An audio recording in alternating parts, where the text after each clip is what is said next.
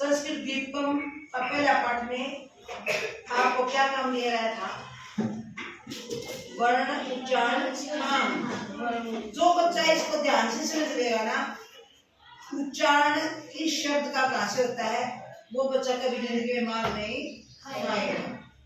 पूरी संस्कृत इन वर्णों पे, जैसे इंग्लिश की 6 अल्फाबेट होते हैं, ABCD, ठीक उसी प्रकार से व्याकरण को शुद्ध उच्चारण सीखने के लिए, बोलने के लिए हमने दीपकम के प्रथम पाठ को अच्छे से समझना होगा।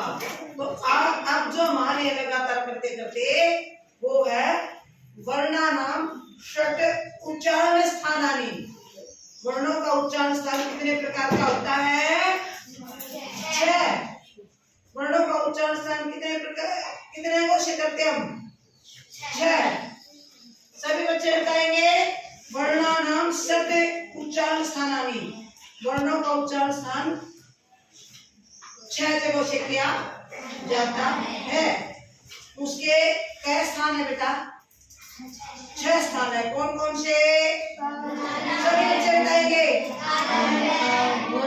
सबसे बड़ी तालुक है कंठ,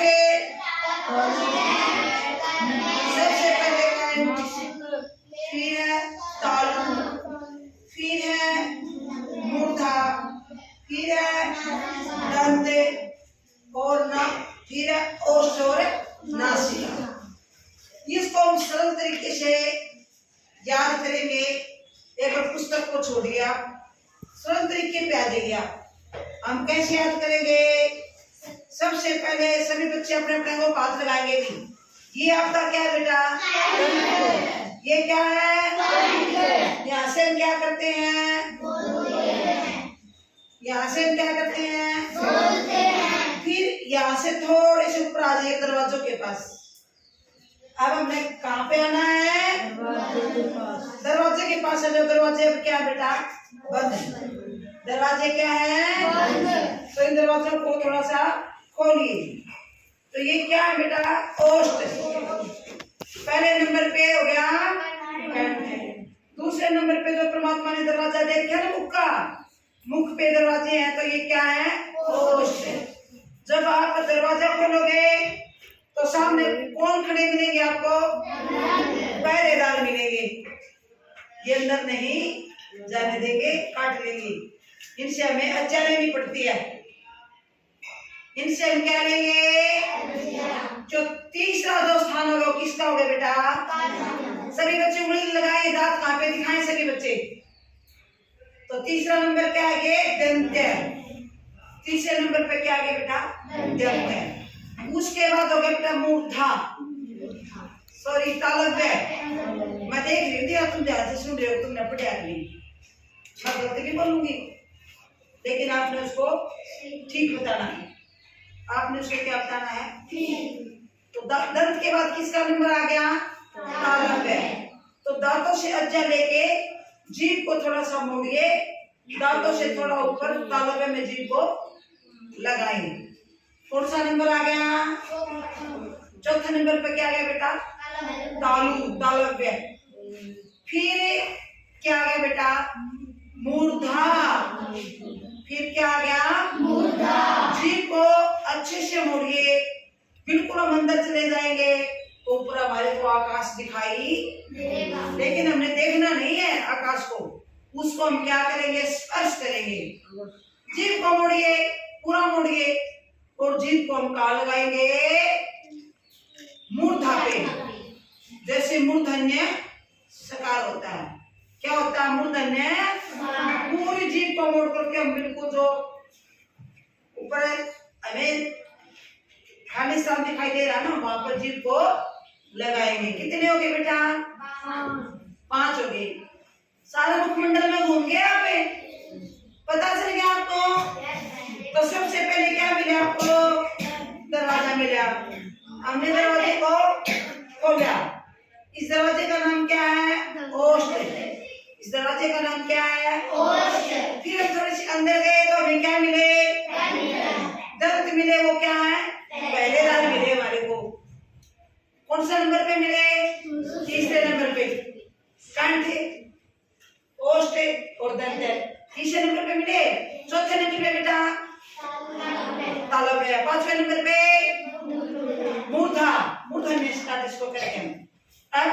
और बच गया आपका उच्चारण स्थान। अब हमें मुख से वापस निकल के थोड़ा चेहरे के ऊपर की तरफ जाएंगे। कहाँ जाएंगे? फिर हमारे को क्या दिखाई देगी? परमात्मा की बनाई हुई एक नासिका दिखाई देगी। क्या दिखाई देगी बेटा? नासिका। तुमने अपनी नासिका दिखाई देगी? झूठ बोलो। देखो अपने नाक को देखो। किसने देख ली? देखी। एक दूसरे के देखो, एक दूसरे के अच्छे से दिखते हैं, कुछ की नहीं दिखाई देती।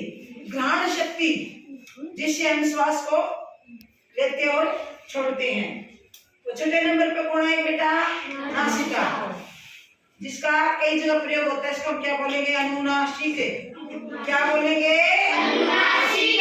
इससे पहले मैंने आपको समझाया था ना, अनुनासिक के क्या उदाहरण होते हैं? जल्दी बता कराओ। ए के ऊपर क्या थी? इधर ए के ऊपर क्या थी? अं की बिंदी। शाबाश। उसको क्या कहेंगे हमें? अनुनासिक।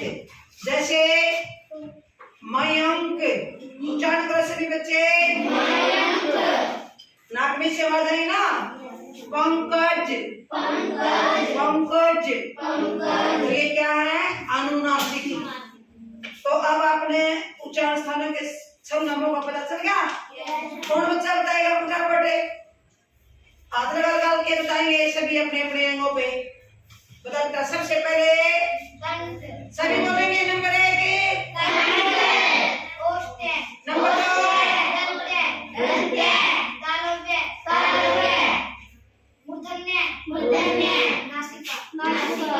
सही बताए? शाबाश। क्लैपिंग करो अभी।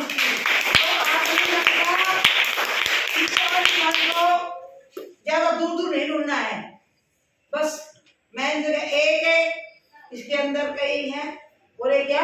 नासिका। इतनी दूर में ही बस। देखो इतनी दूर, घबराने की जरूरत नहीं है। अब याद हो गया सभी को?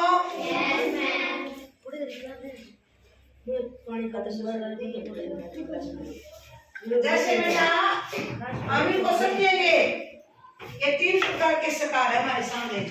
कितने प्रकार के सकार हैं? 3। सबसे पहले ये सकार कौन सा बेटा? आइए कौन सा सकार उच्चारण होगा? सबसे पहले आप दरवाजा खोल दी, कौन मिला था आपको? पहरेदार मिले थे आपको। तो ये कौन सा सकार होगा? यंत्र सकार। नॉर्मल सड़क, सड़क। जीभ हमारे अंदर की साइड दांतों को टच करेगी। क्या हो गया? सड़क है। उसके बाद हम काम पूछे थे पहरेदारों से मिल करके, थोड़े से ऊपर जीभ मोड़ी थी ना हमने। गरम गरम, इसका उच्चारण करने में क्या लगेगी? अंदर से गरम गरम हवा आएगी। जैसे शांति, शक्ति। तो ये कौन सा सकार है? तालव्य। याद रखेंगे सभी बच्चे। ये दंत्य सकार, ये तालव्य सकार, ये मूर्धन्य सकार। जिस बच्चे ने 4 प्रकार के रकार, 3 प्रकार के सकार का उच्चारण करना सीख लिया ना, वो बच्चा बहुत अच्छा उच्चारण करेगा। वो बच्चा मार नहीं खाएगा। लास्ट वाला सकार कौन सा बच गया बेटा? मूर्धन्य। तो इस सकार में हम उच्चारण कैसे करेंगे? अपनी जिह्वा को कहाँ ले जाएंगे हम? आपको क्या होता है? अंदर जाकर के ऊपर क्या था? खाली आसमान। जिह्वा को पूरी मोड़ो। तो ये कौन सा है? मूर्धन्य। क्या आप सभी को 3 सकारों के बारे में पता चल गया बेटा? पहला सकार, दूसरा सकार, तीसरा सकार। आप उच्चारण इसी तरह करेंगे सभी बच्चे। उच्चारण भी इसी तरह करेंगे। कितने प्रकार के सकार है बेटा? ये पहला सकार, दूसरा सकार, दूसरा सकार तालव्य और तीसरा सकार है। आपको क्लियर हो गया? और उच्चारण कैसे करना पता चल गया? आज के बाद 3 सकारों का उच्चारण, जो इसका उच्चारण स्थान है, हम वैसे ही करेंगे। हमने 3 सकारों को स स स ऐसे नहीं बोलना। स श श समझ में आ गया नहीं?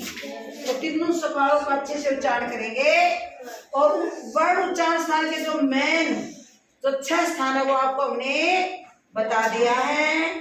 आपने अच्छे से रटना नहीं है, अपने मुखमंडल से ही प्रैक्टिकल याद करने हैं और इसका चार्ट भी हमने बनाना है। सभी को याद हो गए? Yes ma'am. वर्णा नाम आगे बताओ। 6 स्थान, 6 स्थानानी। तो सभी बच्चे अच्छे से याद करके आएंगे, रट के नहीं आएंगे, उच्चारण भी से इसी तरह करना है। जय हिंद, जय भारत।